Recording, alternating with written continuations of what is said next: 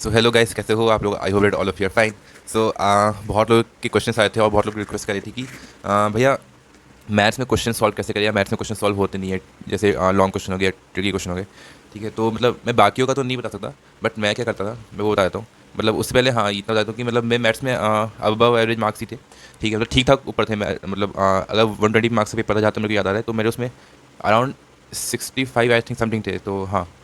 ठीक है, मतलब एडवांस के साथ भी बहुत अच्छा था। ठीक है, जेई मेंस में तो मतलब अच्छी ही थे, उसमें तो बहुत सही थे। तो मतलब out of five, as far as I remember, out of 25 I was able to solve 18 to 20 question. ठीक है, तो मतलब इन एवरी सेट, ठीक है, जो भी मैं जेई मेंस में लिया था, एक सेट में तो मतलब मैं 23 के आसपास करके आया था। हालांकि ये बात अलग है कि उसमें मेरी लोएस्ट परसेंटेज आई थी, नॉट बिकॉज ऑफ मैथ्स। ठीक है, क्योंकि पेपर ही बहुत ईजी आया था वो वाला। ओके, तो तो उसमें सिली मिस्टेक्स की वजह से बहुत ज़्यादा रैंक और परसेंटेज सफ़र की थी, बट ठीक है, कोई फ़र्क नहीं पड़ता, अभी मैं आईटी के रूम में बैठा हूँ। Okay, so let's focus on the question part. So maths है ना, तो मैथ्स देखो, मैथ्स इज़ अ सब्जेक्ट जो कि जिसमें थ्योरी पार्ट उतना ज़्यादा नहीं होता। ठीक है, it's totally based on your practice. ठीक है, मैथ्स में है कि आपको 80% लिखना होगा, 20% पढ़ना होगा। ठीक है, केमिस्ट्री में उल्टा होता है। केमिस्ट्री में फिजिकल केमिस्ट्री को छोड़ दे तो ऑर्गेनिक इनऑर्गेनिक में, और ओवरऑल बात करें तो उसमें 30% पढ़ना, ये थे क्या बोलते हैं, फॉर एग्जाम्पल 30% लिखना होता है एंड बाकी 70% पढ़ना होता है। फिजिक्स में लगभग लगभग इक्वल होता है, आपको पढ़ना भी 50% होता है, लिखना भी 50% ही होता है। सो मैथ्स में लिखना बहुत होता है, मतलब प्रैक्टिस बहुत ज़्यादा करनी होती है। Rigorous practice is a thing which is required in maths. ठीक है, तो और मैथ्स चीज़ भी ऐसी है कि मतलब अगर आपकी स्ट्रॉन्ग है तो आप यू विल ऑब्जर्व कि आपके जो बाकी सब्जेक्ट है ना वो भी ठीक ठाक तो हो ही जाएंगे, मिनिमम एक अच्छे लेवल पे अपने आप आ जाते हैं। ऐसा इसलिए होता है क्योंकि मैथ्स में क्या है ना कि आपका ऑब्जर्वेशन पावर बहुत ज़्यादा स्ट्रॉन्ग हो जाता है। क्योंकि मैथ्स में ऐसे है कि आपको थोड़ा हल्का सा आउट ऑफ द बॉक्स जाके सोचना ही पड़ता है कि इस इक्वेशन को ऐसे सॉल्व कर सकता हूँ कि नहीं, मतलब यहाँ पे ये लग रहा होगा, ये वो लग रहा होगा, ये बहुत सारे मल्टीपल कॉन्सेप्ट होते हैं जो कि मतलब एक टाइम पे लगे होते हैं। ऐसा बाकी सब्जेक्ट में भी होता है इंडीड, लेकिन मैथ्स जो एक डिफरेंट अरीना ही है।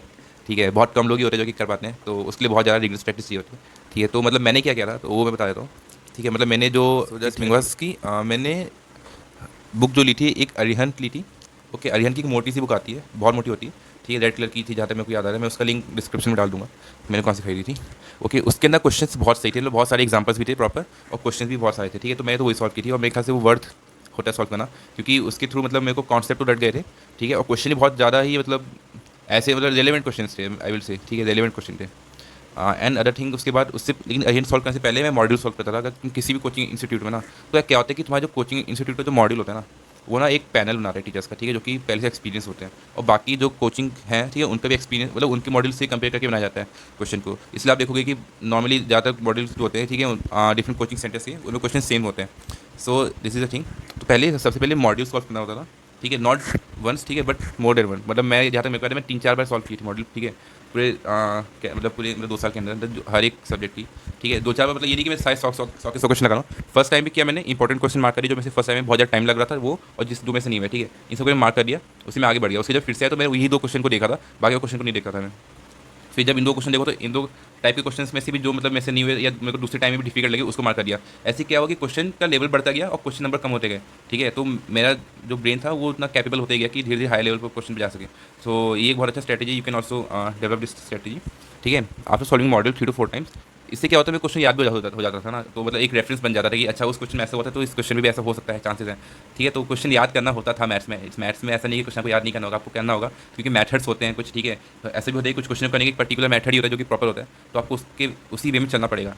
ठीक है, तो उसमें कुछ नहीं कर सकते। सो उसके बाद मॉड्यूल सॉल्व कर लिया, गुड। उसके बाद हम आते थे अरिहंत पे। अरिहंत पे सेम तरीका अपनाता था, लेकिन अरिहंत में क्योंकि क्वेश्चन बहुत ज़्यादा ही होते थे। ठीक है, तो मैं सिंपल सा क्या करता था कि सबसे पहले एग्जांपल सॉल्व करता था, क्योंकि पहले सॉल्व होते थे। पहले मतलब सॉल्यूशन नहीं देखता था, पहले खुद से ट्राई करता था, 1-2 बार नहीं होता फिर सॉल्यूशन नहीं करता था, तो एग्जांपल सारे रट लेता था मैं सारे, टू बी वेरी ऑनेस्ट, क्योंकि एग्जांपल स्टैंडर्ड क्वेश्चन की ही देते थे ना, स्टैंडर्ड क्वेश्चन आपको दिमाग में होने ही चाहिए। ठीक है, तो वो मैं रट लेता था जितनी भी एग्जाम्पल थे अरिहंत की। ओके, आफ्टर दैट जो हाई लेवल ऑफ क्वेश्चन होता था, फॉर एग्जाम्पल ये उसमें लेवल्स में डिवाइड होते थे। ठीक है, जो लो लेवल के क्वेश्चन होते थे उसको उसमें देख लेता था और लगता था अच्छा ये तो हो जाएगा, क्योंकि मॉड्यूल तुमने 1-2 बार सॉल्व कर चुके हो पहले से, एग्जाम्पल तुम सब लट चुके हो। उसके बाद तुम लोअर लेवल के क्वेश्चन देखो तुम ये तो बहुत बकवास था, मतलब बहुत ईजी क्वेश्चन है, then you can skip it. ठीक है, बट जो टफ लेवल ऑफ क्वेश्चन होते थे वो सॉल्व करता था मैं उसमें, उसको लट्टा ही मारता था।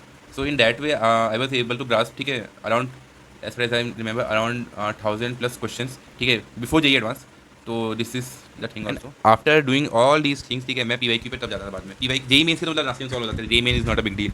ठीक है, असली मज़ा तो एडवांस में आता था, उसमें क्वेश्चन भाई फट जाती थी। ठीक है, मतलब वो क्वेश्चन बनाती है, एक तो इतना लैंडी क्वेश्चन होते थे ना यार। ठीक है, जे एडवांस में ऊपर से बहुत कॉम्प्लिकेटेड भी होते थे। ठीक है, तो सबसे पहले तो हम ढूंढना पड़ता था कि कौन से क्वेश्चन हो सकते हैं, ठीक है, वो क्वेश्चन करता था, उसके बाद जाता था टफ क्वेश्चन पे। In this only in this way, ठीक है, I was able to solve as मतलब मैक्सिमम प्रॉब्लम, ठीक है। So this is the reason and I think this is the what I can say the technique which I personally followed, ठीक है, जिसकी वजह से मतलब मैं ऐसा नहीं मतलब बहुत ज़्यादा स्ट्रॉन्ग, क्योंकि ओलंपियाड में क्लियर नहीं कर पाया था, ठीक है, तो वो मेरा भी फोकस था भी नहीं, लेकिन इसी की वजह से मतलब मेरी मैथ्स ठीक ठाक स्ट्रॉन्ग हो गई थी। ओके, सो आई थिंक जिनको भी डाउट था उनको आंसर मिल चुका होगा। So thanks for watching this video, bye.